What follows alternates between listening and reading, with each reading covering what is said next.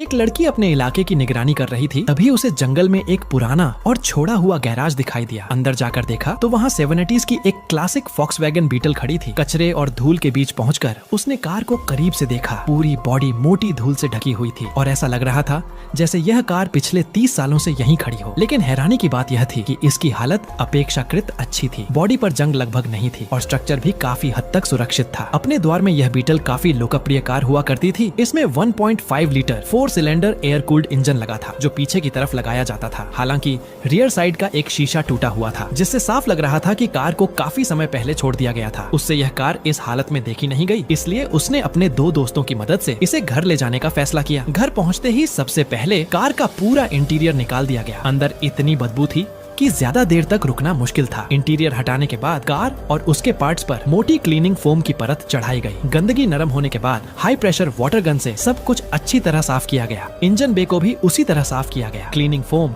और soft brush की मदद से वर्षों पुरानी गंदगी हटाई गई। सफाई पूरी होने के बाद कार की असली हालत साफ नजर आने लगी। पुरानी पेंट की परत हाथ लगाने पर ही निकल रही थी, इसलिए दोबारा पेंट करना जरूरी था। अब बारी थी इलेक्ट्रिकल सिस्टम की। कार के कई वायर कटे हुए थे जिन्हें बदलने के लिए नए वायर लगाए गए और आगे पीछे की पूरी वायरिंग फिर से जोड़ी गई। इसके बाद कार को दूसरे वर्क एरिया में ले जाया गया। इंजन ऑनेल चेक किया गया तो वह पूरी तरह खराब हो चुका था। नीचे जाकर ड्रेन बोल्ट खोला गया और पुराना ऑनेल निकाला गया। तेल इतना काला था कि वह इंजन ऑनेल कम और स्याही ज्यादा लग रहा था। पुराना ऑनेल निकालने के बाद इंजन में नया ऑनेल भरा गया और नई बैटरी लगाई गई। चूंकि कार की चाबी मौजूद नहीं थी, इसीलिए एक स्क्रू ड्राइवर की मदद से इग्निशन घुमाया गया। कुछ ही पल बाद 30 साल से खामोश पड़ा इंजन फिर से गरजने लगा। मैकेनिकल काम पूरा होने के बाद अब ध्यान एक्सटीरियर पर दिया गया। कार के सभी बाहरी पार्ट्स तेजी से निकाल दिए गए। डेंट वाली जगहों पर फिलर लगाया गया, जबकि जंग लगे हिस्सों को काटकर नई मेटल शीट वेल्ड की गई। सारी मरम्मत पूरी होने के बाद कार को उसके ओरिजिनल रंग में दोबारा पेंट किया गया। यहाँ तक कि अंडर बॉडी को भी नया पेंट मिला। अब इसे देखकर कोई नहीं कह सकता था कि यह 3 दशक पुरानी कार है। दोस्तों की मदद से